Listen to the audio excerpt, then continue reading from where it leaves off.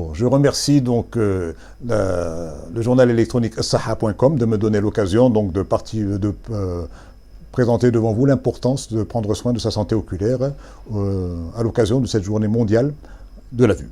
Donc il est important de prendre soin de ses yeux. Déjà par la prévention. Comment peut-on prévenir donc d'éventuelles maladies oculaires en ayant déjà un mode de vie sain, en mangeant équilibré, en mangeant donc de manière variée des légumes, des fruits, et en évitant le surpoids, en évitant l'obésité, qui peuvent provoquer un diabète et qui peuvent provoquer des complications oculaires. Il faut réduire aussi votre consommation de tabac, votre consommation d'alcool.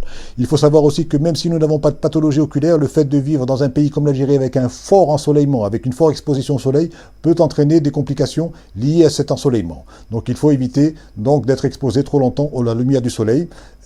En faisant cela, il faudra donc essayer d'obtenir des lunettes de soleil de bonne qualité pour vous protéger. Autre chose, éviter l'exposition prolongée aux écrans. Il y a une règle classique qui est la règle des 3-20.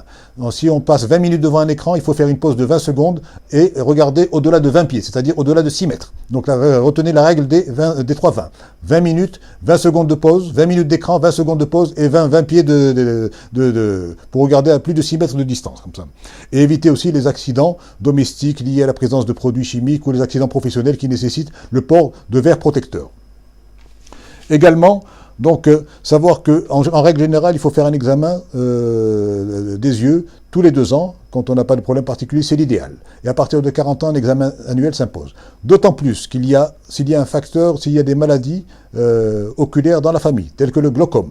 Le glaucome est une maladie qui est souvent un facteur familial. Et si vous avez du glaucome dans la famille, c'est-à-dire si vous avez des parents qui ont une tension oculaire trop élevée, vous avez vous-même un risque de développer cette tension et de développer au fur et à mesure une cécité par glaucome. Donc il faudra vous faire contrôler après 40 ans.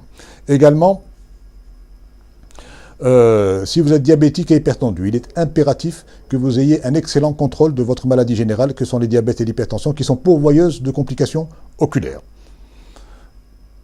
Évitez également l'usage du tabac excessif. Et dans les myopies fortes, si vous avez une myopie forte également, vous savez, il faut savoir que quand on a une myopie forte, on a un risque de développer des pathologies rétiniennes dégénératives. Donc il est impératif aussi de se faire contrôler régulièrement.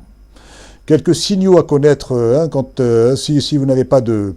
quelques signaux à connaître si vous n'avez pas fait de contrôle récent, si vous avez des flashs lumineux, si vous avez une vision floue soudaine, si vous avez une baisse brutale de vision, à ce moment-là, donc, il ne faudra pas hésiter à aller contrôler, faire un examen ophtalmologique en urgence.